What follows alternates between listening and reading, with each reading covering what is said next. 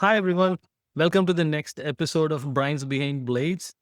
Today, we won't be talking about fencing, but something very important for the kids: homeschooling for kids. How homeschooling can give kids more time, calmer days, and better sleep.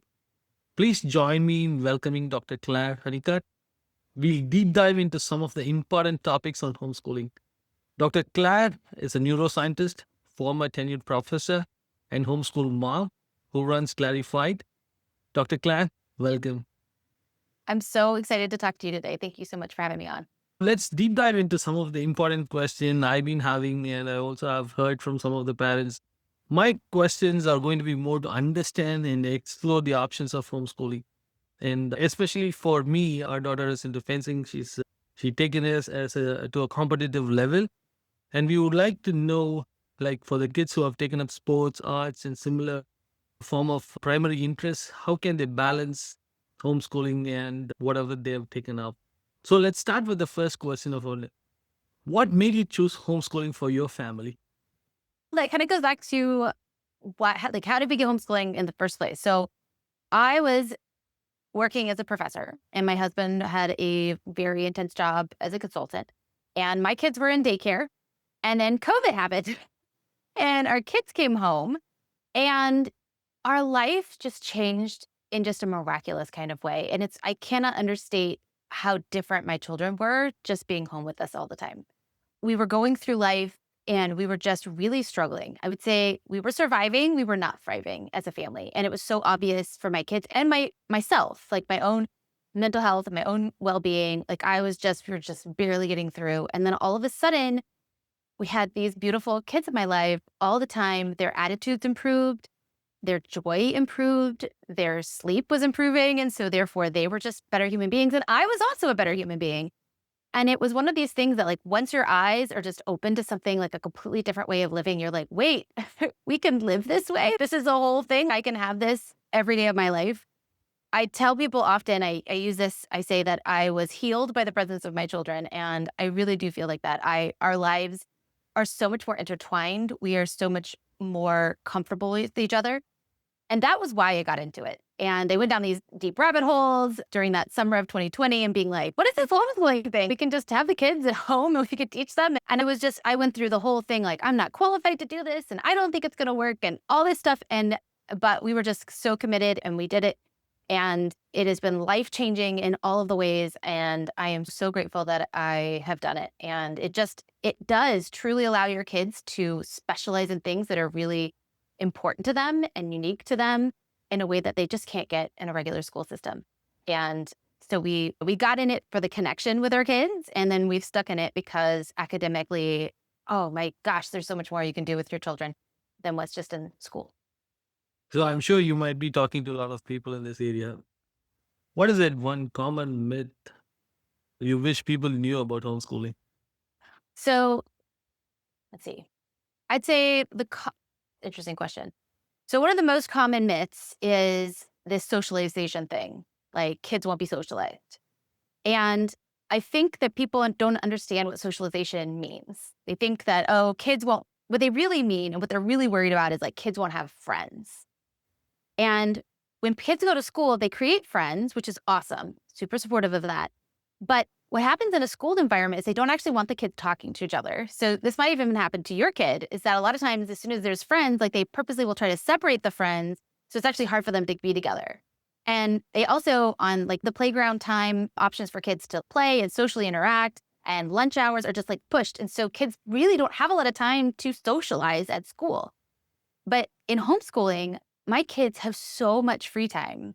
And I cannot overemphasize how much more time there is if you are efficient with education.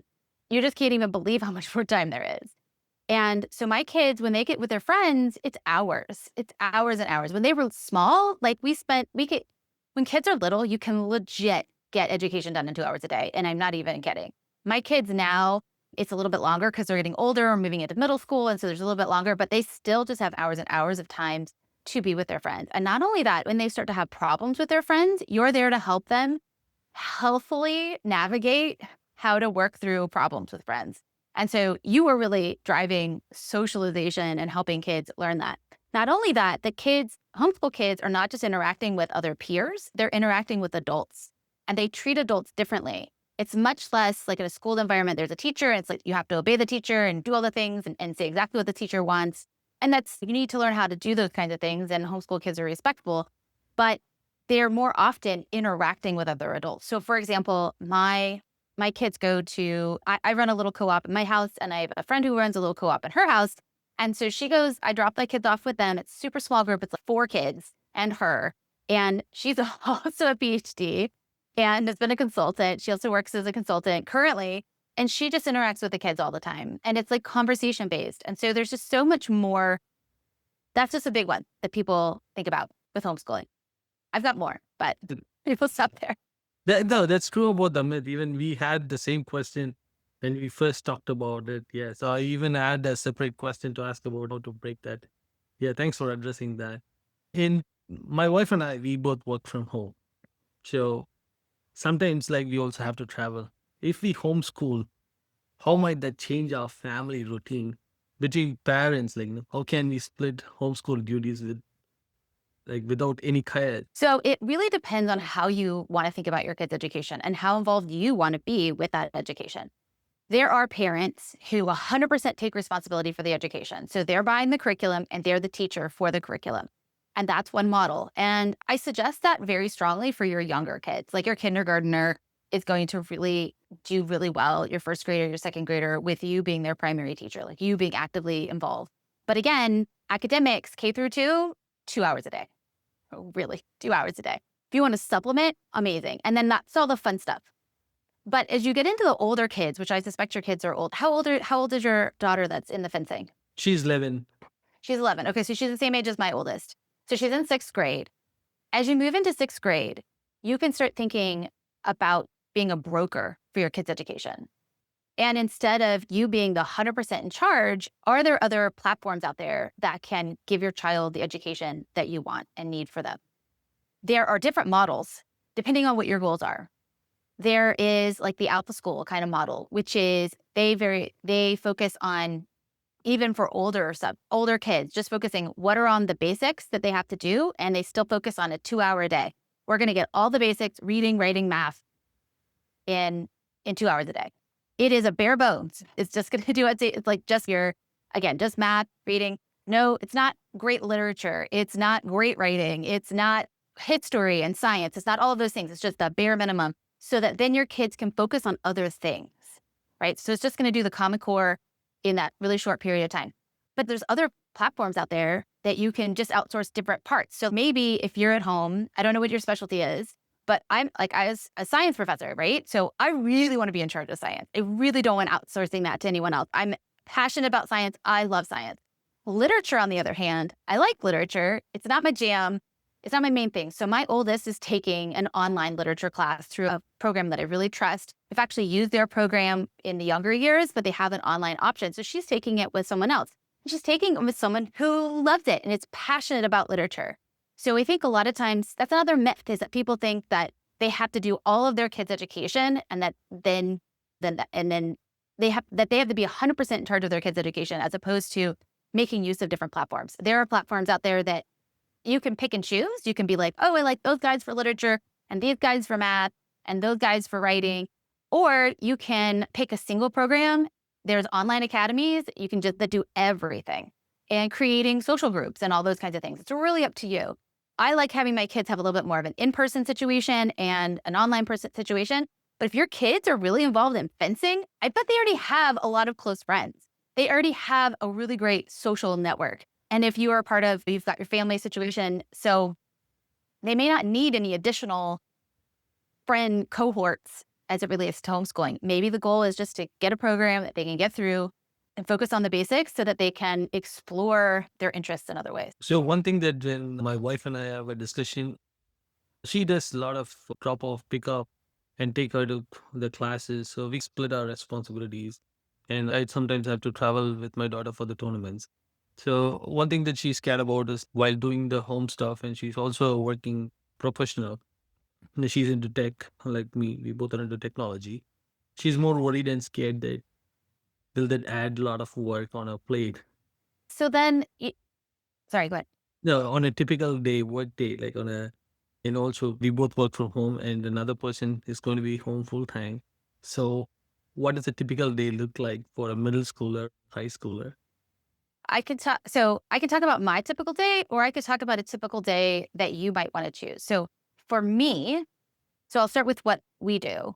I have for my youngest, I'm almost 100% in charge of her education. She's a third/fourth grader because she because that's the when you get into homeschooling, like, it gets very confusing about what grades your kids are because they don't necessarily go with sometimes they run ahead, sometimes they run behind. It gets very confusing. So anyway, so she's a third/fourth grader, and I'm like almost 100% in charge of her education. My oldest, she does spelling online and she does this literature class that's online, and we have a very hard rule. Like I want them 100% done with all of their core academics by noon. So they get up, and core academics for us is reading, writing, and math. And that also includes piano and also includes their foreign language work as well, and typing lessons or handwriting lessons, depending on my oldest typing, my youngest is doing handwriting. And so they're doing all of that in before noon. And we usually start around 9 o'clock. Sometimes the kids are doing some additional things before that. They also have personal reading time. They're expected to read 30 minutes a day on a book that we've chosen that's a push book for them. And then the afternoons, our afternoons are filled with co-ops. They're filled with history. They're filled with other lessons that they might have. My oldest is really into dancing. My youngest is into Ninja Warrior kind of stuff. And that's really our kind of split.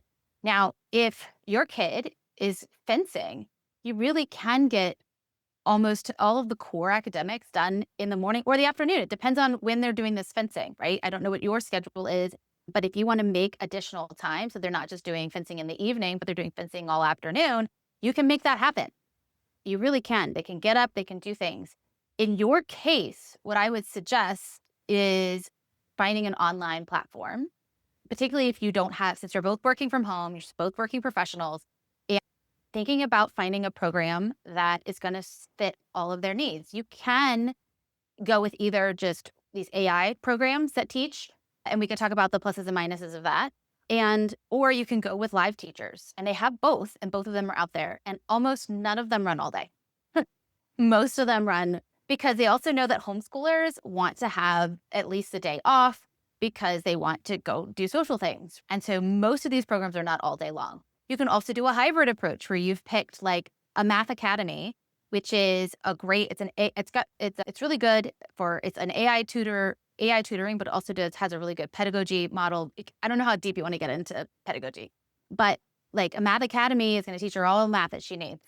And she doesn't even need a teacher to do that. But like literature, you're not going to be able to do literature really with an AI bot. That'd be better outsourced to an actual human being.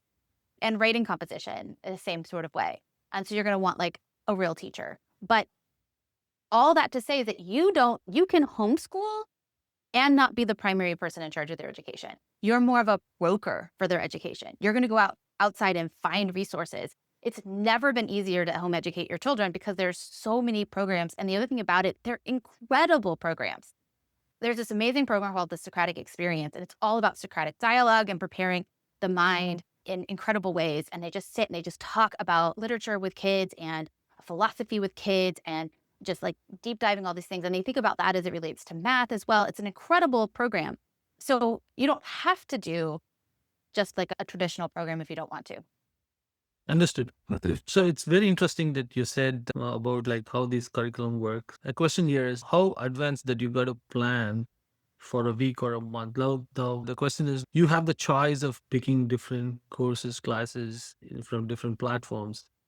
My daughter is turning 11, so she's not 11 yet. Next month, she's turning 11. So she's going to be 6th grade next year. That's when we are thinking about giving it a try. So for 6th grade, so all these programs are going to be like planned for the entire year, or it's going to be like for 2 months, like you take a course and then probably after that you have to sign up for another. So how do we package this? Is there any guidelines that we can follow when picking and choosing different classes for sixth graders? Like how does it work? Like So it depends, again, depends on how involved you want to be. If you want to be the primary teacher and you're going to be picking curriculum from all the different places, what I'm going to recommend is that you're going to go to your state and they're going to have the basics of like you'll have to check with your specific state's rules. Arizona is super light. You basically say, "Hey, I'm going to homeschool my kids," and they're like, "Cool," and that's it. Like, and they don't check in with you. They don't do anything with you. Texas is a pretty easy one as well. I believe you just let them know, but you'll have to make sure if anyone else is listening, you need to verify what your state expects of you, and so you're going to want to make sure you do that. Now, if you choose an online program, you can literally sign up. There's like one that's like Mia Academy. I can look into some of the better, like there's, what's it called? Learning Time or something. There's several of these. ASU has an online prep for K through 12. You can just sign up and they will literally handle everything. They'll be like, these are the grades for your kids. These are the different options. They will do all of that for you. Now, a lot of the ones that have live instructors, you're going to have to sign up more in advance and it'll depend on the popularity of the program. Now, if you choose something like a Math Academy as it's AI teaching your kid math, you can sign up for that whenever you want. And it's still going to give you grades and it's still going to do all those things like whenever you want. And as a homeschool parent, we can talk through what would be expected of a sixth grader. And if you want me to go into that kind of detail, I'm happy to do that. You just tell me. But in terms of like language arts, in terms of history, in terms of science, in terms of math, what are the expectations? I'm going to suggest as a newbie that you pick you let a curriculum company do that for you. I think that it's really overwhelming as a homeschool parent to just be like, I'm going to figure it all out myself. And you're a professional, your wife's a professional. You're like, we can do this. I remember looking at it and I was like, wait, language arts is like 7 subjects. How am I supposed to do all these 7 subjects at the same time? And then I finally was like, I'm going to get a curriculum and I'm going to figure it out. And now that I've worked through a curriculum, I have a much stronger understanding of, okay, this is what our objectives are. This is where we're trying to go. And you get a couple years in, you're like, okay, I got this. Or maybe I'm not going to 100%. And a lot of nobody, like even in a public school, like they get a book. They're like, this is the 6th grade math book. They never finish it. They skip around. No one ever finishes a math book, right? But then homeschoolers are like, I have to do every little piece of the curriculum in exactly the right way. But at the beginning, pick something you feel comfortable with. You can go to a company and get like a full language arts curriculum or get a math curriculum. Or again, you can do these online programs where they're in charge. There are online schools that just do those things for you. If there's any other parents out there that are not in your situation, there's also hybrid. There's a lot of schools that will do hybrid approaches with you. So like you can have your kids in there 2 days a week and you're home 3 days a week.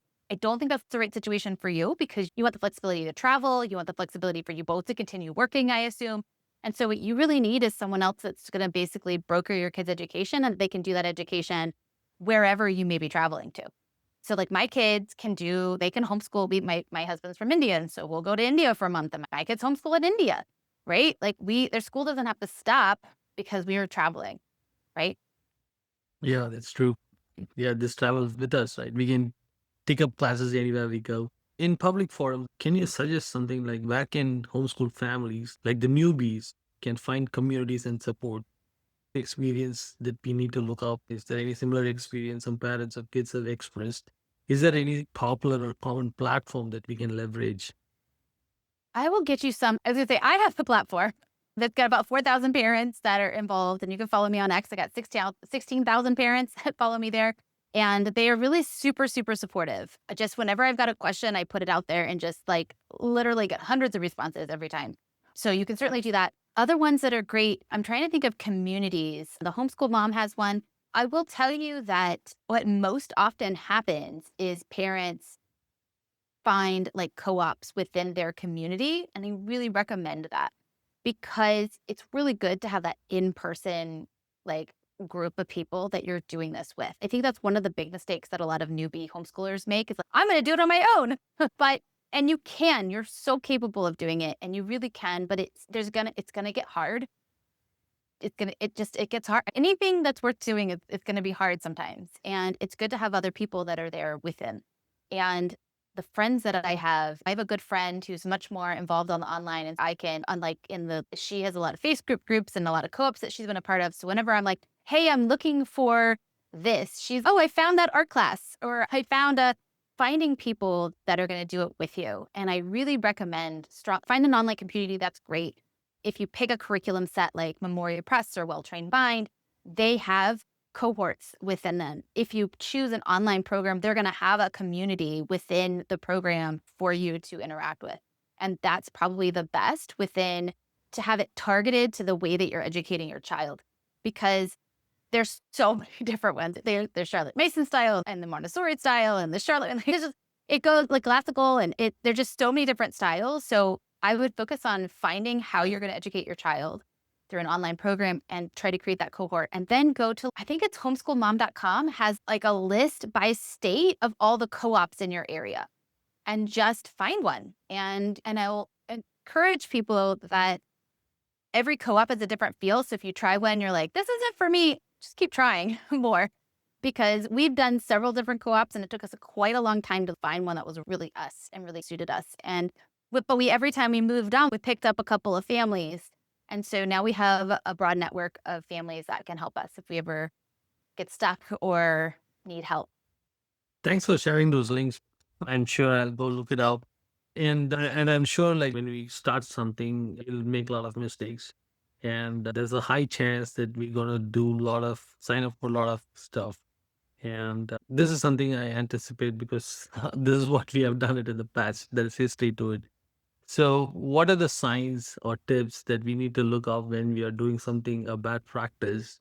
The kid is getting burnt out and it's probably overwhelming. Maybe we need to step back and take a look at it. What are the signs that we need to keep watch of when the kid starts homeschooling? That's a really good question. I would say that instead of thinking about it as signs, I think it's about forming a strong relationship with your child. And it will feel like a different kind of relationship than you've had in the past, because all of a sudden you're not just their parent, you're their parent and their coach and their mentor and their friend. And you're all of those things combined in, because you're spending all of your time together. Even if you're in the same house, you're going to be working, but if they've got trouble, that they're going to need to come ask you and try to communicate with you. We make a point of having breakfast together and lunch together and dinners together. And it does really open up the opportunity to have more of those. And I don't know much about your situation, but I know that dinner is like the hardest one for us to hit, because the kids are so busy doing all these after school activities, so to speak. And so breakfast and lunch are times for us to have conversations. They're times for us to check in. And when I'm working with my kids, like I said, I've outsourced some, but I still keep close tabs, and I still like, hey, how was class today? Are you liking it? What's going on with that? When we're working, when we're working on their stuff, it's a conversation. And particularly as they move into sixth grade, like, you're a lot more in control in the younger ages, but as they move into sixth grade, it should be you're starting to move into that I'm a coach instead of a teacher, and thinking about being their coach and not their teacher. Yes, you're their teacher. Obviously, you hope that you'll be their teacher for life, right? That you'll have wisdom to give your kids forever. But you're helping them take ownership of their own education. Is as opposed to you being like, this is what we're gonna do. It's, hey, these are some, I would include your daughter in, these are some of the things that we're looking at, which of the, unless you have a really strong, like, we're gonna do it this way, unless you have and that's okay. But if you come down to, there are these two different ones, like, I can't really tell the difference, have her try them. Try this. We're going to try this one for a month, or we're going to try that one for a month. We're just going to see, and just have conversations with them. And you'll have to develop a sense over time. Is this just something, oh, she's unhappy in math no matter what curriculum we use, so she's just going to be unhappy in math. And maybe she won't be, maybe it'll be something, maybe history. She just doesn't like history, like whatever the subject may be. And then you can just be like, yeah, we're just going to find something that suits you, and we're going to work through things. I do want to point out that one of the things that I think a lot of parents struggle with in the homeschool, because you're so used to school and it's being like everybody has to be on the exact same grade at the exact same time. Most kids are uneven. There are some kids that are even, like, oh, they're third grade on everything. But most kids are going to be uneven. That means that some of them are going to, if able, they're going to run ahead in certain subjects. And some of them, they might just stay at grade level. They might come behind in that because they're spending more time.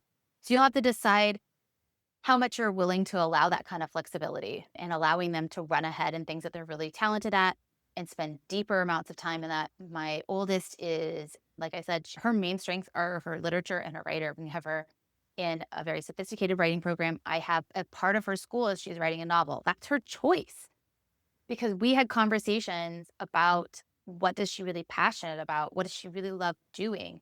And allowing that space for them to explore who they are as individuals. And that's one of the best things about about being a homeschool parent is allowing an education to be individualized to your child and their strengths.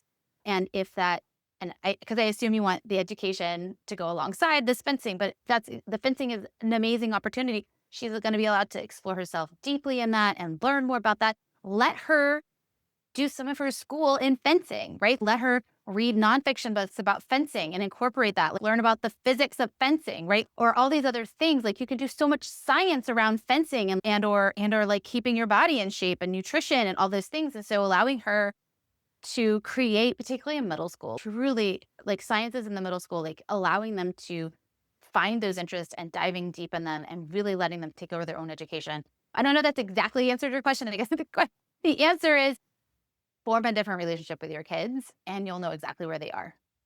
It's interesting that you said that. Actually, it answers the question. So, to as a follow up question to that, so the one thing that you mentioned about probably in one subject, if the kid thinks it's interesting and they want to go to a next level, say for example, if my kid is in the sixth grade and she has five different subjects and she finds math to be more interesting and she does it well, and then she takes up the seventh grade. But on another subject, she's not as interested as math. She lags. So how does the state validates that this kid is completed the grade? And is there a test for each year that the state qualifies that, okay, this kid has passed sixth grade and ready to move to the seventh? How does it work? Like, Almost zero states require testing. I think there might be some up in New England that require testing. Again, go to HSLDA.com and it will give you they have a state by state, like all of the details and the regulations. You really are in charge of that, of knowing where your kid is in the grade level. And curriculums will help you do that. If you get in a curriculum and you make it through your curriculum, then you'll know where they are. If you choose a program like Math Academy or Khan Academy, they have grades on them, grade levels on them, and they will just tell you where they are. And if your child is particularly talented in math, you could do something like a Beast Academy, which has, if you do the levels right, like they're taking pre-algebra sixth grade, Math Academy and Khan Academy, they're adaptive. So when your kids start doing really well, and they'll just jump them to the next thing. You don't have to spend everyone remembers sitting in school being like, okay, I got to do these 100 problems, right? I already know how to do it. And you do have to get an automaticity to these things. Like you do have to practice enough so that you can do them at a decent speed. But you only have to do that for so long, right? And so a lot of these programs will help your children just run and plow through math so much faster. And so you can think about, is the goal to get her through math as quickly as possible, in which case you're going to want to use an adaptive program like Math or Khan Academy. Or you can think about being like, oh, let me give her some extra challenge, like Beast Academy from the Art of Problem Solving. She's actually probably in the Art of Problem Solving. It depends on, their levels are funny. But anyway, Art of Problem Solving, the company just goes super deep and really complex, really cool problems and having you like work with math in a playful kind of way. It's for advanced kids. It's for kids who like really are passionate about math, but they will be far, if they do art of problem solving, kids are like it's way more math than you really need. But for kids who are really mathy, it's great. It's really so anyway, that's the point, is that you can, if you're worried about checking the boxes, again, the first year we homeschooled, we used a company called Prenda. They don't do homeschool anymore. They do more micro schools now. But I'm grateful for it because that first year they managed grades, they helped us through, they held our hand. And so I really would strongly encourage you, if you're feeling like really overwhelmed with all of the reporting and all that stuff, to find a company that will help you with those things. If you want to take on more ownership yourself, I can help you. I'm happy to go through all the curriculum and all the different subjects with you guys. Like, I'm happy to do that. But I think that for your situation with two working parents who still want to work, who are trying to streamline education, I think finding an online program that will solve all of those problems. so what I'm hearing is, looks like there's a lot of resources out there, a lot of online information out there. I think one thing that I was telling myself while I was listening to you is probably I need to create a database of list of things that's available, which works for us, which doesn't work, and probably I need to create something for us. Is it something that you have? How did you start with? How do you? There is so much of information. How do you keep track of all of these? It's totally overwhelming. Agreed. I would say I have not done I haven't done nearly as much in the fully online programs because I didn't want that. That wasn't the model that I had in mind. I will tell you that I expect to be doing more of that as they move into high school, just because I want them to be learning how to be taught by other people that aren't just me and also experts in all of the different fields. In terms of databases, if you're thinking about an online program, there's Kathy Duffy reviews, and she has a review of anything that you can imagine. You just type it in. I found this program and then you type it in. Homeschoolmom.com also has tons of that. She's got all of these great videos. You can quite literally go to YouTube. If you find programs, you can just type in like reviews of the top homeschool online programs, and there will be hundreds of videos of people going through them. If you find a couple that you really like, you can just watch video after video of people reviewing these for you, because the community, it's such a different model than the public school. Public school, you're just like, you pick a school and they pick everything for you. As a homeschool parent, you have so many choices. So you can just go out there and it's like how you would pick a car, right? You don't just pick unless you have a certain brand that you're always going to do. You're going to look up, okay, what's the best for safety? What's the best mileage? What's the best whatever? It's got the color I want, whatever, like all bells and whistles. You're going to do that research in the same sort of way, but you'll go out there and you'll check. They'll do these flip throughs online, and you just go and you check those things out. The biggest, again, Kathy Duffy reviews and Homeschool Mom are really have a conglomerate of all the kinds of things that you would want.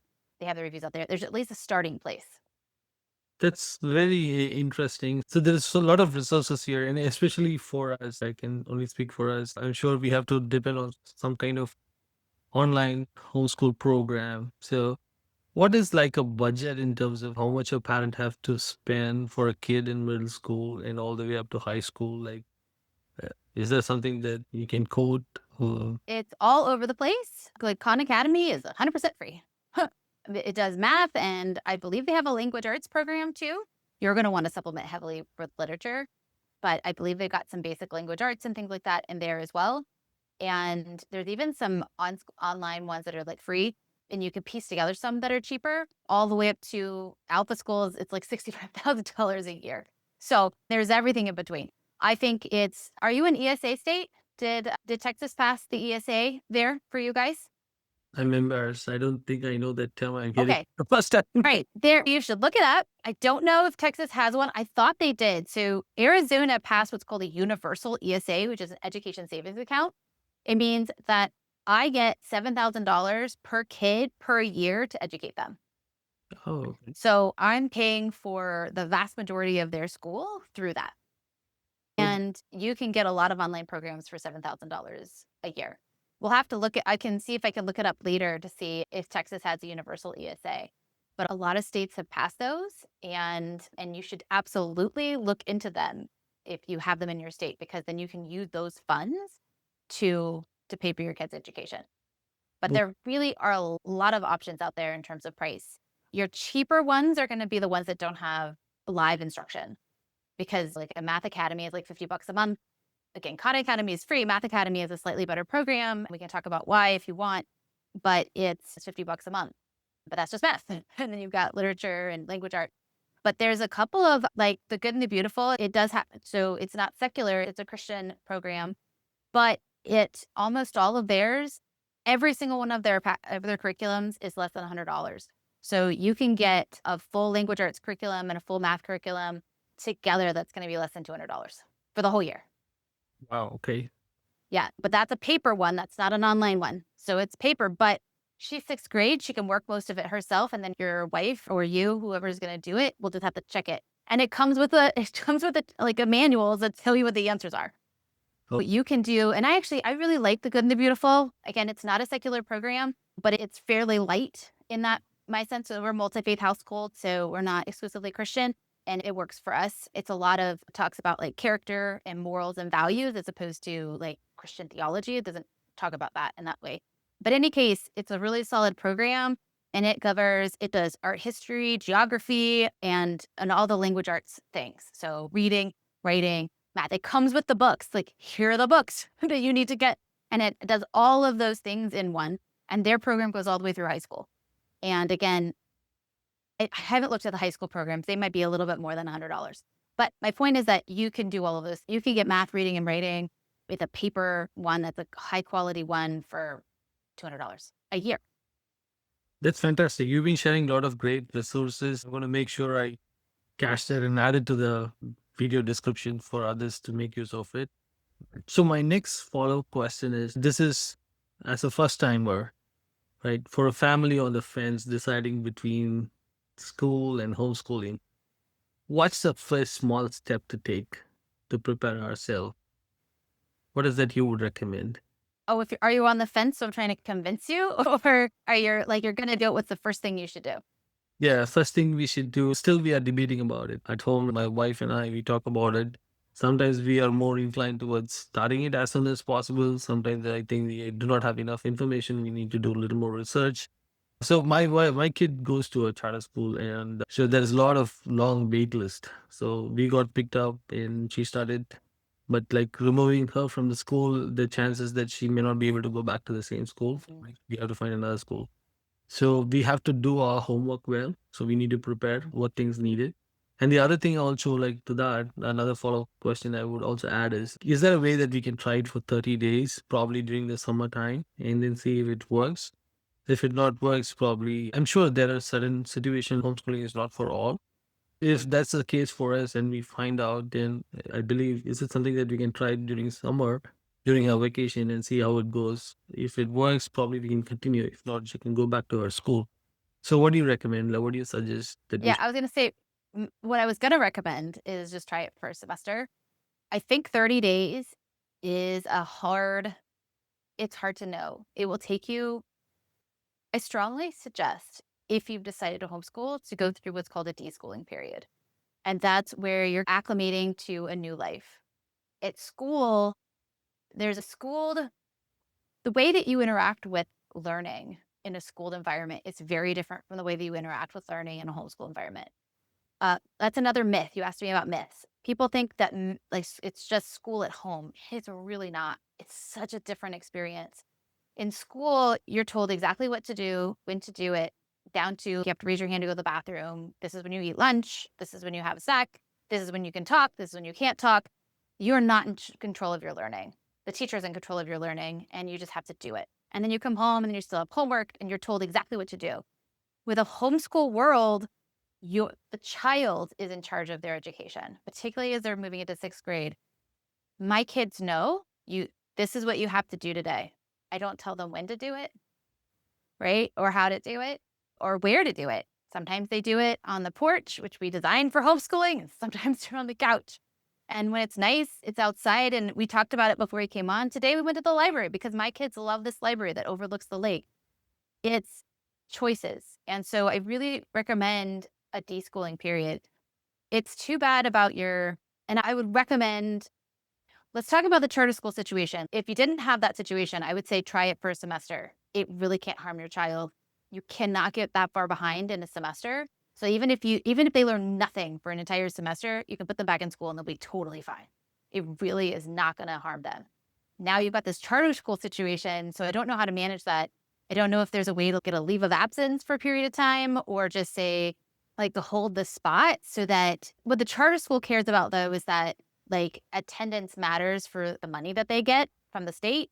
So I'm not sure if there's a way to finagle that. I just don't know. And that is complicated. I think you can certainly try over the summer, but I think it's a lot for a kid to go through a whole semester, a whole year of school, and then all of a sudden be like, here's more school. Now, I will tell you though that we do all year round schooling as a homeschool family, but it looks so different. Like again, my kids did all of their academics before noon. We went out to lunch with a friend and then they came home and just played all afternoon with a friend. So so for them to keep doing school in the summer, it's okay. Their mornings are gone for the summer. It's not the same level of intensity. So I think you could certainly try it out. Maybe let's get this way. What's your biggest fear? Like, what do you think is not going to work about it? To be honest, like us, so because we have a lot of like work responsibilities and we also help her with fencing. And the one thing that is we are really scared is to keep her disciplined, make sure she does what she has to do and follow her routine and stick to that. When I'm on call, when I'm busy at work and my wife is busy at work, she's like unsupervised. So that doesn't make her do what she want to do, like rather than studying, watch TV or something like that, then this would completely fail. So we have Well, but she's not allowed to do fencing if she doesn't do her school. You okay. have rules, right? My kids don't get to play with their friends if they don't finish school. School is first, Okay. right? And there might be a time of her life where fencing might come first. Just because they're in charge of their education doesn't mean that there aren't rules. Like my kids know they don't get through their studies, they don't get to go to their dance class or their ninja class. Like school comes first. They don't get to do my kids love history and science. That's rewards for them. They know they don't get to do that until they finish their academics. Yeah. And then if you pick, and again, so she's responsible for those things. And you might be shocked at how, and then the other thing is that if she can get, you can say, if you get through all those things, you get to do whatever you want. Oh my gosh, she's going to have been in school. She's going to think that's the coolest thing ever. You mean I get to watch TV all afternoon if I finish all my academics in the morning? Yes, thank you. I think those are good options. Now, I will also point out again, since you guys are both working, it might be a really good option to have someone else. You can also think about having a tutor. Like I know a gentleman who tutors exclusively for homeschool families. That's what he does. And he sets the rules and he sets this is what we need to work on and those kinds of things. And you can leverage outside people being your kid's teacher. And that's Oh, really, that's a great option. I didn't even know that. Okay. yeah, I'm sure I would be really happy to look into that. Yeah, it's much needed for us because we need help when we have to take that option. yeah. Yeah. So there's lots of people. I have another good friend and she has someone, she doesn't do online tutoring, so she wouldn't be particularly helpful, but she does. But the other gentleman, I think he exclusively does online stuff and he might be able to set you up with other people. So you can think about bringing in tutors, bringing in help. Again, it shouldn't feel like you're homeschooling by yourself. It's not just three of you. And you said there's another person in your household. I don't know. But there's not just your little group. You shouldn't feel like you have to be by yourself. There's going to be so many people. Find a co-op that can support your kids. Find a drop, like they have drop-off co-ops. So you can drop her off and be like, and some co-ops are like purely academic. So you're dropping them off and they're doing science stuff or history stuff or it can just be extracurriculars. So you can drop them off and they're just doing art or music or whatever. But then she's doing, excuse me, she's getting to do those kinds of things.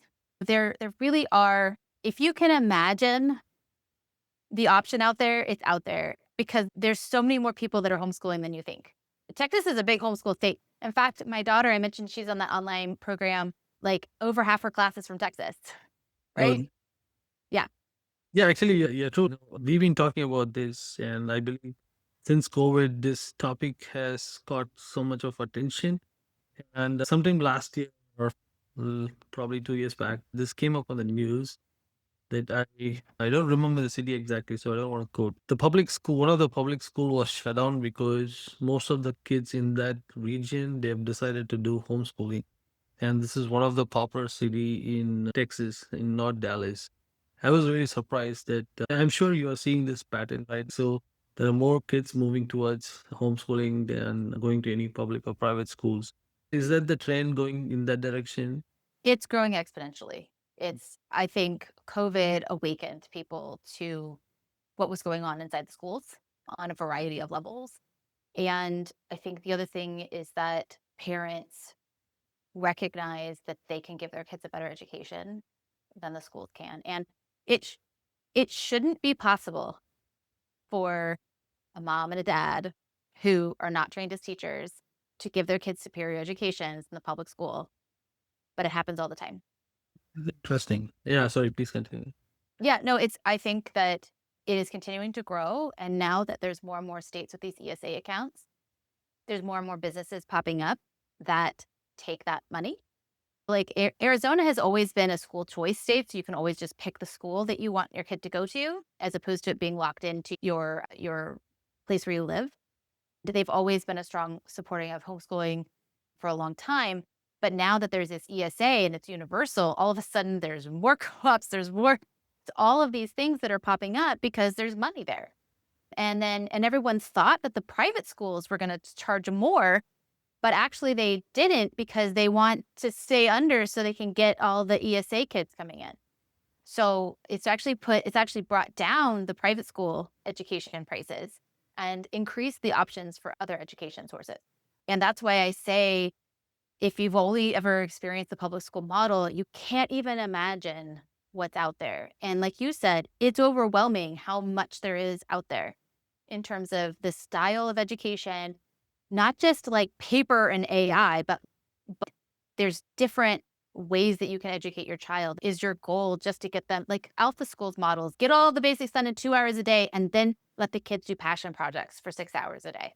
What can your kid accomplish with 6 hours a day? They can build their own business, they can write novels, they can be interviewing important people, they can build an online business, they can build a real life business, they can sell, like, it just, there's so much that kids can do with that kind of time. You're giving your kids the gift of time.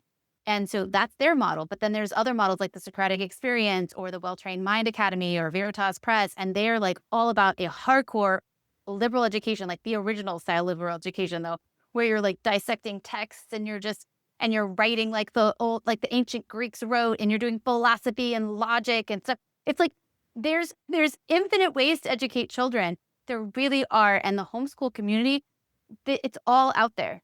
And you do not have to choose a particular model to start off with. You do have to pick something, but you don't have to stick with it. You can pick something and be like, this is good for us right now. Like I said, we did Prenda our first year. We aren't doing anything like Prenda anymore. I actually have a podcast where I interview veteran homeschoolers. So people who've actually graduated their kids, because I wanted to talk to people who had the experience or they actually have successfully got their kids all the way through. And so I've been running that. It's called Tried and True Homeschooling. And the vast majority of them I'll say, what kind of style of homeschooler were you? And they'll say eclectic, meaning like that they changed. Like it was something and then it was something else. And they'll be pick and chose what worked for their kids, because that's the goal, is you want your kids to love learning and enjoy learning, take ownership of their learning, or you're trying to let me get learning done so that we can focus on this other great passion of theirs. Maybe she's going to be a professional fencer. Like that's going to be her life mission. Not everybody finds that when they're 11.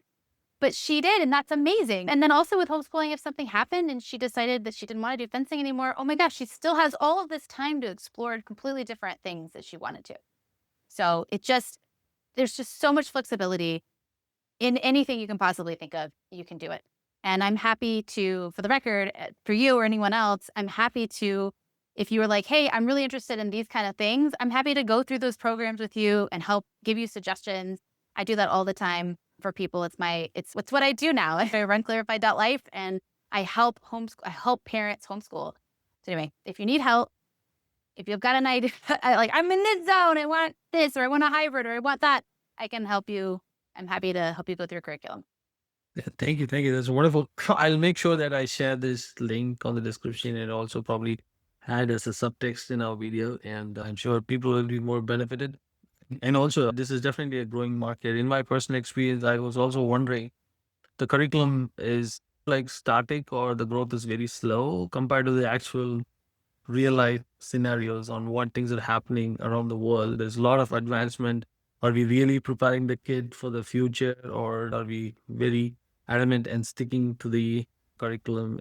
Changes that's happening in the school system it's my personal opinion and observation. Is it really meeting the needs of the public? By the time the kid finishes high school, what happens to all that they have learned? Is it going to be completely outdated and they're going to start learning everything new?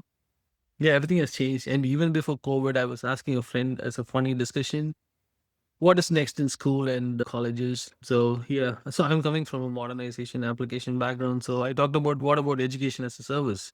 So he laughed about it. No, that'll never happen. All the kids have to come to the school and college. That's not gonna change. And within a year, COVID happened. Wrong. Everything changed. That's very interesting how people had an idea and now they have to unlearn and relearn what's new for us. And it's really exciting, and you have shared so much of information. I'm going to listen to it again and capture all those for myself to prepare ourselves for the homeschooling arcade next year. But everything that you shared is amazing. Thank you so much for all your time and all the experience that you have shared. It's very useful. And I'm sure there'll be a lot of people who are seeing this will be benefited out of this. Thank you so much, Doctor. Of course, it was wonderful to talk to you, and good luck. And I also gotta say, just for people, I know it feels overwhelming. Just take a big breath and just pick something simple to start with. You can take a semester, you can just do a semester. and it'll be okay. And there's so many people that are out there to help you. And if I can be of help, please let me know. So thank Yeah. you. Thank you so much. Yeah, thanks for your time. Bye.